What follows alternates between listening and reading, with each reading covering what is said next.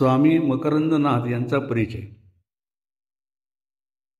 स्वामी मकरंदनाथ हे नाथ संप्रदायातील सांप्रतचे एक अधिकारी मार्गदर्शक आहेत.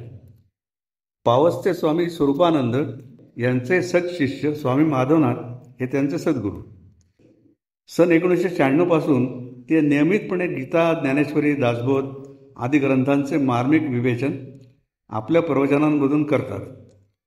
स्वामी माधवनाथ बोध प्रसारक मंडळ आणि श्री ज्ञानेश्वरी प्रसारक मंडळ या दोन संस्थांच्या द्वारे स्वामीजींचा परमार्थ प्रसार देशविदेशात सुरू असतो. ज्ञानमार्गाबद्दल आस्था आणि तळमळ असणाऱ्या इच्छुकांना ते अनुग्रह देतात. एकच प्रश्न या मालिकेतील पहिल्याच भागात स्वामी मकरंदनाथ यांनी सद्गुरूंच्या कार्याविषयी उत्तम स्पष्टीकरण दिले आहे.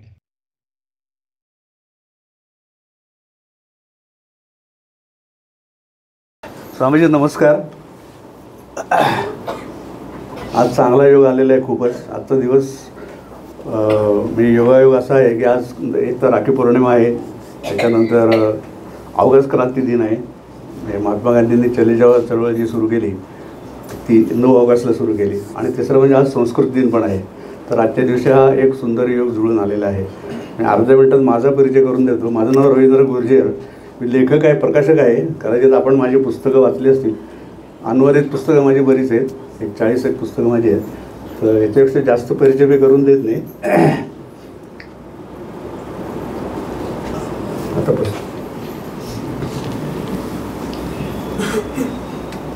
स्वामी स्वरूपानंद पावसचे जे आहेत ते माझे सद्गुरू. तर आज एक आपण नवीन उपक्रम सुरू करतोय, एक यूट्यूब चॅनल सुरू करायचे. एकच प्रश्न असं त्याचा मुख्य विषय असणार आहे. बरेच दिवस हे करायचं चाललं होतं, कारण आता हल्ली जसं फेसबुक आणि व्हॉट्सअप आहे तसं यूट्यूबला हल्ली पर्याय नाही आहे. तर स्वामींच्या स्मरणापासून सुरू करतो. 2 मिनटात बोलतो, जास्त नाही. 15 डिसेंबर 1973 म्हणजे स्वामी स्वरूपानंदांचा 70वा वाढदिवस होता. पण त्या दिवशी रात्री 8:45च्या गाडीने पावसला जायचं ठरलं. ते जायचं सुद्धा योगायोग कसा आला की माझी एक मामी बहीण जपानला 1 वर्षासाठी जाणार होती. तिला सोबत म्हणून मी गेलो. म्हणजे गंमत अशी की गेलो ते सोबत म्हणून. आणि तिथे गेल्यानंतर आम्ही आधी पत्र टाकलं होतं. स्वामीजींना पत्र बघायचे, त्याचं उत्तरही द्यायचे. तर त्यांना लिहिलं होतं असं असं आम्ही येतोय म्हणून. तर त्या दिवशी काय झालं की ती 8:45ची गाडी पहाटे 8:45ला सुटली. आम्हाला पोचायलाच 11 वाजले. आणि तिथे त्यावेळेला हा पूल पण नव्हता. तर आम्ही त्या होडीतून जाऊन वगैरे पावसाला पोचेपर्यंत 11 साडे 11 वाजून गेले. तर विशेष सांगायची गोष्ट म्हणजे 3 वेळा स्वामीजींनी चौकशी केली. ते पुण्याहून जे येणार होते ते आले का, 3दा विचारलं देसाईंना. तर म्हणजे मी असं समजतो आणि मानतो की शिष्य गुरुकडे, म्हणजे गुरु शिष्याची वाट बघत असतो आणि शिष्यसुद्धा आपोआप तिकडे ओढला जातो.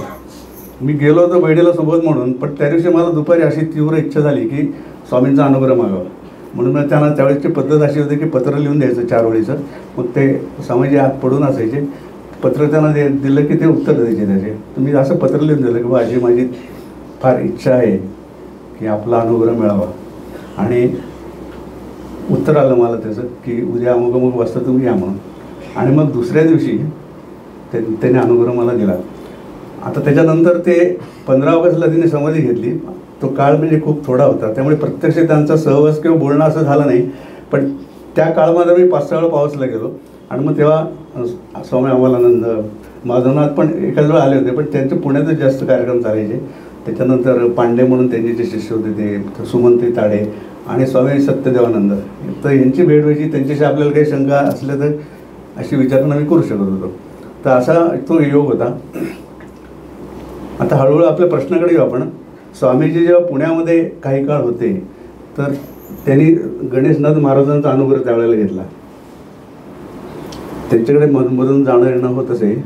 तर स्वामीजींनी त्यांना एक प्रश्न विचारला होता की माझी आता साधना सोहम साधना सुरू केली आहे, तर हे किती दिवस असं करत राहायला पाहिजे, असं स्वामीजींनी, म्हणजे जे नाथ संप्रदायामधले एक मोठे संत म्हणून पुढे प्रसिद्ध पावले, तर त्यांनासुद्धा अशी शंका तेव्हा किंवा आपण किती दिवस करत राहायचे. तेव्हा त्या गणेशनाथ महाराजांनी सांगितलं होतं की करत राहायचं, आपण करत राहा, ते योग्य वेळेला सगळ्या गोष्टी घडत असतात असं त्यांनी सांगितलं.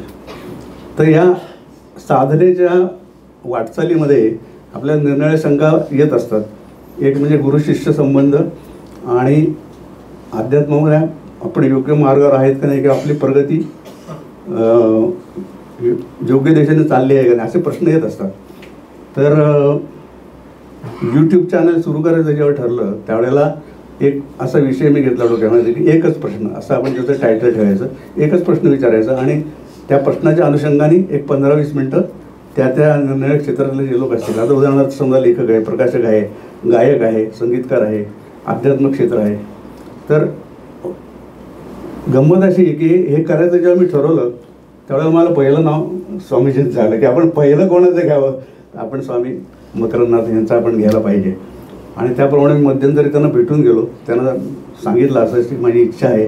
त्यांनी लगेच मान्यता दिली आणि 15 दिवसात 2-3 आठवड्याच्या आतच आज हा योग चांगला आलेला आहे. तर प्रश्न माझा असा आहे की आता गुरु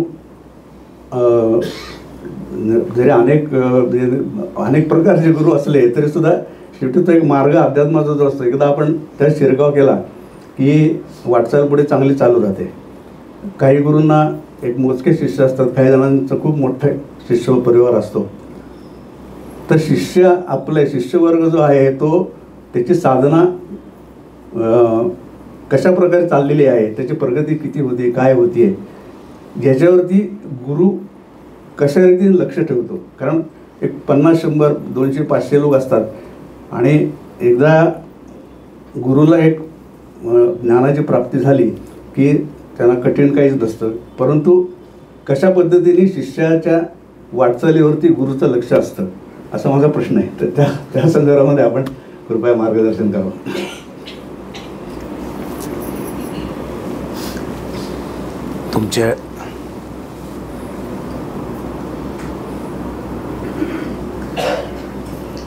तुमची आणि माझी भेट 15 दिवसापूर्वी झाली आणि खरं म्हणजे मागच्या शनिवारीच मी तुम्हाला बोलवणार होतो, पण निरोप द्यायचा राहिला. हो.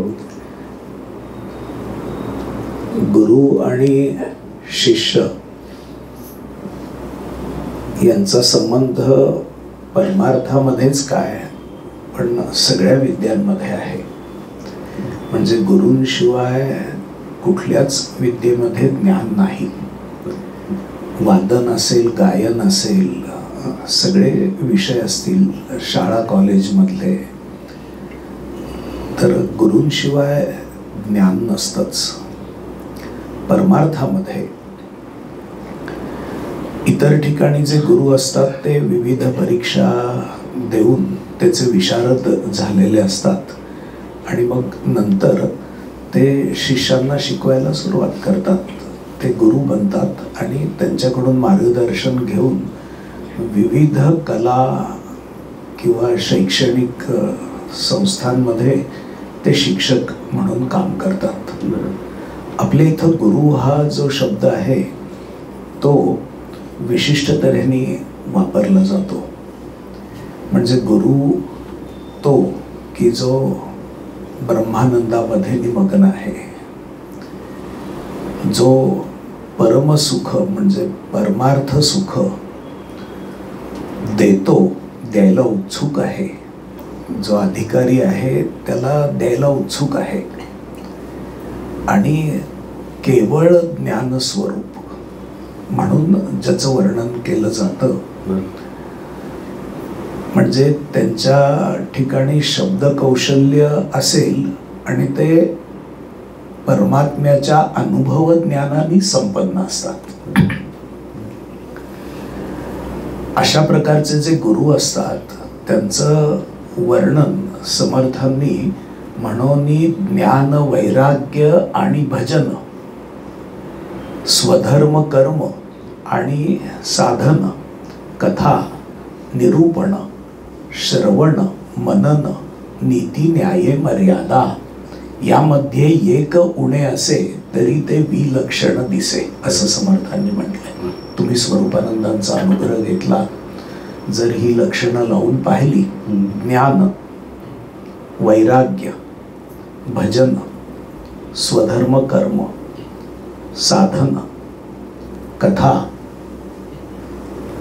ते सगुण भक्ती करायचे, निरूपण, श्रवण, मनन आणि नीती न्यायांनी आणि मर्यादशील वर्तन करणारे असे सगळ्याच गोष्टी होत्या. अशा सगळ्या गोष्टी स्वामीजींच्या ठिकाणी होत्या. मी असं पाहिलं की स्वामी माधवनाथांच्या ठिकाणी या सगळ्या गोष्टी होत्या, गोंदवलेकर महाराजांच्या ठिकाणी या सगळ्या गोष्टी होत्या. तर गुरु अशा प्रकारे त्यांच्या गुरूंनी त्यांना हे परमार्थ कार्य पुढं चालवावं अशी आज्ञा केलेली असते, तेव्हा ते गुरु बनतात. आणि तेच गुरु म्हणून काम करायला खरे योग्य असतात, की ज्यांना अशा प्रकारे श्रोत्री आणि ब्रह्मनिष्ठ अशा सद्गुरूंनी आज्ञा केली आणि ते गुरु झाले. असे गुरु मग नंतर जे मुमुक्षू येतात त्यांना अनुग्रह देतात आणि त्यांना साधनेचा मार्ग सांगतात. तुम्ही म्हणालात तसं कोणाकडे जास्त शिष्य येतात, कोणाकडे कमी शिष्य येतात, म्हणजे कोणाचा शिष्यवर्ग जास्त असतो. म्हणजे गोंदवलेकर महाराजांचेच उत्तराधिकारी आनंद सागर होते, त्यांच्याकडं हाताच्या बोटावर मोजता येतील तितके किंवा त्याच्यापेक्षा थोडे जास्त एवढे शिष्य त्यांच्या जीवनामध्ये लाभले. आणि ब्रह्मानंद महाराज होते गोंदवलेकर महाराजांचे दुसरे एक सत्शिष्य. ते सद्गुरू झाल्यावर त्यांनी शेकडो अनुग्रह दिले. त्यामुळं कोणाकडं कमी किंवा कोणाकडं जास्त हा त्या त्या वेळेचा, स्थळाचा, काळाचा, कदाचित प्रार्थनाचाही भाग असू शकेल. तशा प्रकारे कमी शिष्य आले म्हणून तो गुरु कमी नसतो आणि खूप शिष्य आले म्हणून तो खूप मोठा असतो असंही मानायचं काही कारण नाही. या गोष्टी त्याच्यापाशी पाहिजेत असं समर्थांनी सांगितलंय. स्वरूपानंद असं म्हणत असत बरं का, तुम्ही स्वरूपानंदाचेच अनुग्रहित असल्यामुळं, म्हणजे काय पाहून सद्गुरू शिष्याला अनुग्रह देतात. तर स्वरूपानंद म्हणत असत की आस्थेची संज्ञा देखील पुरे. आणि तुमचं तेच झालं. तुमचा पूर्वपरिचय नव्हता. स्वरूपानंदांना पाहिल्यानंतर तुम्हाला असं वाटलं की आपण यांना सद्गुरू करावं. तुम्ही त्यांना लिहून दिलं तसं. तर ही जी आस्था आहे, ही आस्था ज्याच्या ठिकाणी आहे तेवढा देखील पुरेल अनुग्रह द्यायला अधिकारी म्हणून, असं स्वरूपानंद मानत असत. आणि जवळपास सगळे गुरु तसंच मानतात. कारण यमनियमपूर्वक साधना करून त्यांच्याकडं जायचं असा जर असेल तर त्यांना त्यांच्या आयुष्यभरात 2-4 शिष्य भेटतील. गोंदवलेकर महाराज असं म्हणत असत की एखादा शिकारी कुत्रा घेऊन त्याच्याकडून शिकार करवणं आणि लूत भरलेलं कुत्रं त्याला तयार करून खाऊ पिऊ घालून त्याच्याकडून शिकार करून घेणं याच्यामध्ये फार फरक आहे. आणि सद्गुरू हे सर्वांना एकच उपदेश करतात. म्हणजे कोणी विशेष शिष्य आला अथवा कोणी सामान्य आहे असं न पाहता, ऐक शिष्या येथींचे वर्म, स्वये तूची आहेसी ब्रह्म, ये विषयी संदेह भ्रम धरूची नको. संप्रदाय खूप असतील, म्हणजे नामस्मरणाचे असतील, गायत्री जपाचे असतील, यज्ञयागाचे असतील, ध्यानाचे असतील, तीर्थयात्रेचे असतील, पण अंतिमतः जीवाला आपण शिवस्वरूप आहोत, आत्मस्वरूप आहोत असा बोध होणं हेच महत्वाचं असतं. अंतिम लक्ष सगळ्या संप्रदायांचं एकच आहे. अशा परिस्थितीत सद्गुरू शिष्याला उपदेश करतात. तो शिष्य आपल्या ठिकाणी कशा रीतीने वागवतोय आणि तो वाढवतोय हा तुमचा प्रश्न आहे. सद्गुरू लक्ष कसं ठेवतात हा तुमचा प्रश्न आहे. सद्गुरूंकडं मोठ्या ओढीने श्रवणाला कोण येतो? अनुग्रह घेऊन तर खूप जण जातात, पण नंतर त्यांचा परमार्थ हा राहतो त्यांच्या ठिकाणी.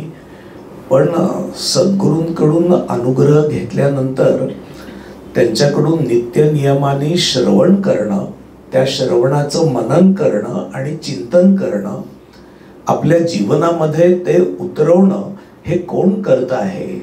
हे सद्गुरू पाहत असतात. हे सद्गुरू पाहत असतात. आणि सद्गुरूंचं त्याच्याकडे लक्ष असतं. म्हणजे त्याच्या जीवनाविषयी कल्पना काय आहेत, लौकिक जीवनाविषयी काय कल्पना आहेत आणि पारमार्थिक जीवन त्याला कसं संपन्न करायचं आहे, हे सद्गुरूंना समजतं. तसंच बाकी सगळ्यांना समजतं. म्हणजे अनुग्रह घेतल्यानंतर तो साधनेत किती रत आहे आणि अन्य गोष्टीत किती रस घेतो, हे सगळ्यांना समजत असतं. तसंच सद्गुरूंनाही समजतं. त्यामुळं त्याच्या भोवती हळूहळू अशा शिष्याच्या भोवती समाधान वाढायला सुरुवात होते. जो केवळ परमार्थाकडं आला अशा शिष्याकडं समाधान वाढायला सुरुवात होते. सद्गुरूंच्या बाबत अत्यंतिक ओढ त्याला निर्माण होते. आणि सद्गुरूंना देखील त्या शिष्याची खूप ओढ निर्माण होते. म्हणजे विवेकानंद आणि रामकृष्ण हे जर उदाहरण पाहिलं, किंवा स्वामी माधवनाथ आणि स्वरूपानंद हे जर उदाहरण पाहिलं, राखाल आणि रामकृष्ण हे जर उदाहरण पाहिलं, तर असं दिसतं की रामकृष्णांना राखालांची फार ओढ होती आणि राखालांनाही तेवढीच ओढ रामकृष्णांची होती. म्हणजे जे लहान मूल आहे आणि आईवरच अवलंबून आहे, इतकं अवलंबित्व ज्याचं असतं, त्याच्या ममतेनी माता जशी त्या मुलावर अधिक अधिक प्रेम करते, तसंच सद्गुरूंचं होतं. सद्गुरूंकडून अनुग्रह घेऊन गेला आणि आपल्या दुनियेमध्ये निमग्न आहे, तर त्याच्याबद्दल सद्गुरू काही करू शकत नाहीत. पण सद्गुरू आतून जाणतात की याला खरा परमार्थ हवाय की नकोय. असं असल्यामुळं शिष्याच्या ठिकाणी हळूहळू ध्यानाने मिळणारी शांती, श्रवणाने मिळणारी शांती, कर्म करत असताना कर्मातून तो शांती मिळवतोय का मिळवत नाहीये, हे सद्गुरू पाहत असतात. सद्गुरूंना समजत असतं. आणि त्याची जी तशा प्रकारची प्रगती आहे, ती प्रगती, जसा वर्गात हुशार मुलगा आहे, 60 मुलांच्या वर्गात 1-2-3 मुलं हुशार आहेत, तर इतर मुलांनाही समजतं की ही हुशार आहेत. बरोबर आहे की नाही? आणि शिक्षकांनाही समजतं की ही हुशार आहेत. कशावरून समजतं? ज्याने शिकवण्याचं काम केलंय, तर त्याला समजतं की आपण जे बोलतो आहोत त्याला कोण विद्यार्थी प्रतिसाद देतोय, कसा प्रतिसाद देतोय, किती लक्षपूर्वक ऐकतोय. जर परीक्षेचीच वेळ आली तर कशी परीक्षा देतोय, तशी समोरच्या व्यक्तीची परीक्षा त्याच्या चालण्यातून होते.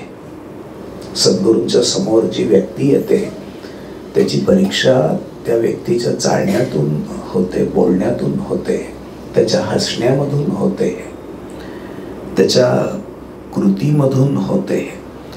तो कशा कशामध्ये रस घेतो आहे, परमार्थाखेरीज किंवा परमार्थामध्ये, याच्यामधून होते.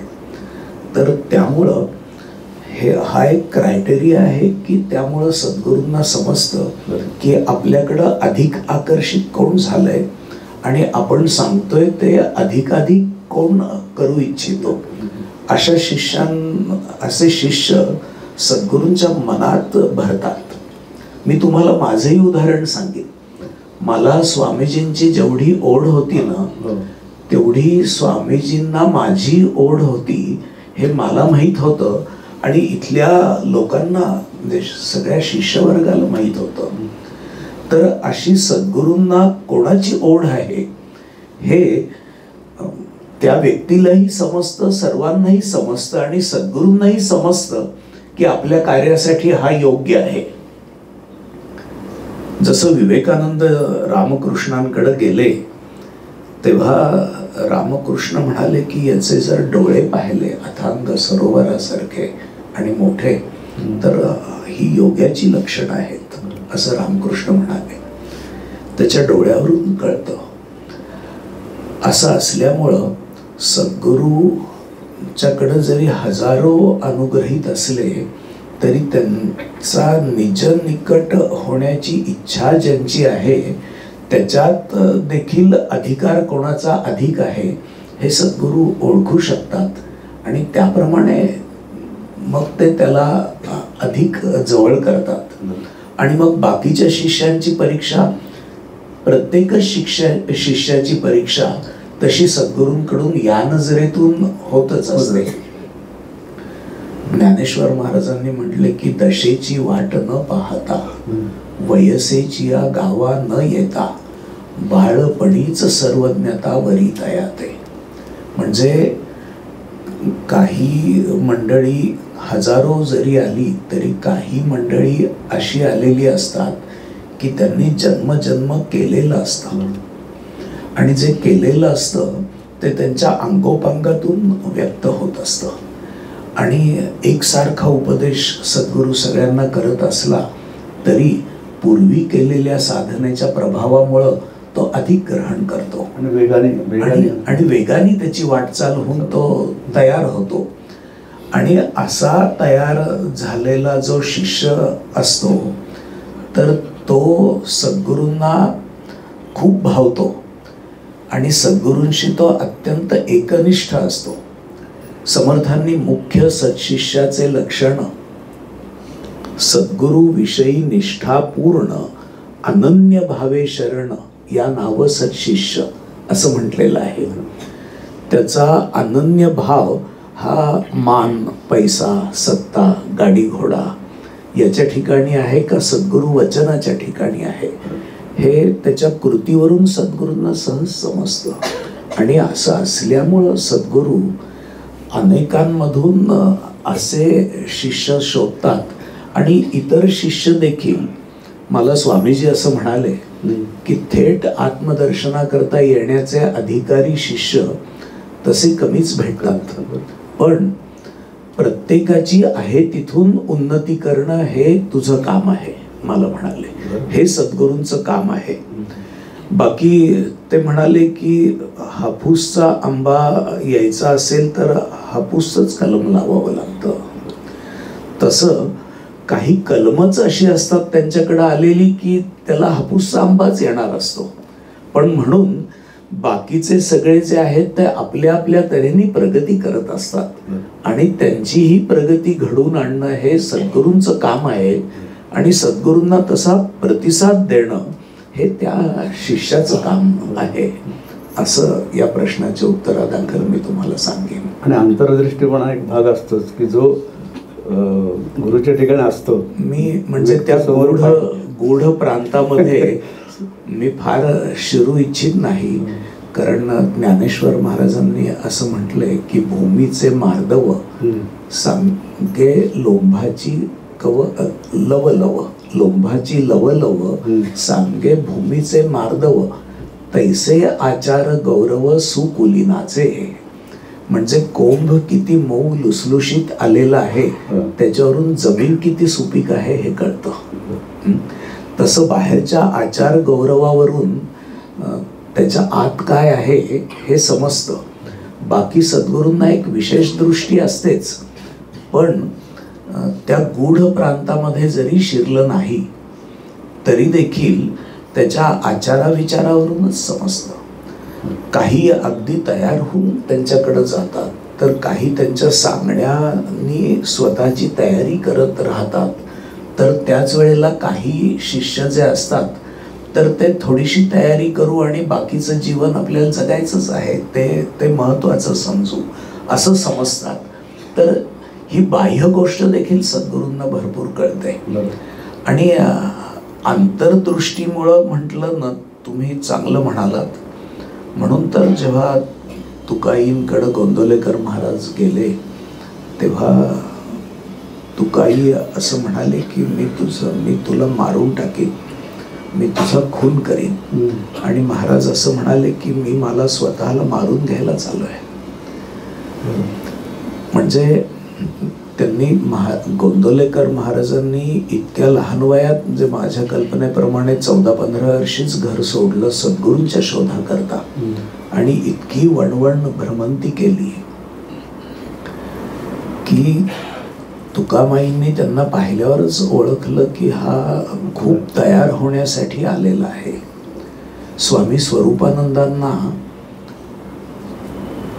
गणेशनाथांनी असंच ओळखलं अनुग्रहाच्या वेळेला. आणि फार थोडक्या काळामध्ये हा संप्रदाय आता तुलाच चालवायचा आहे असं म्हणाले.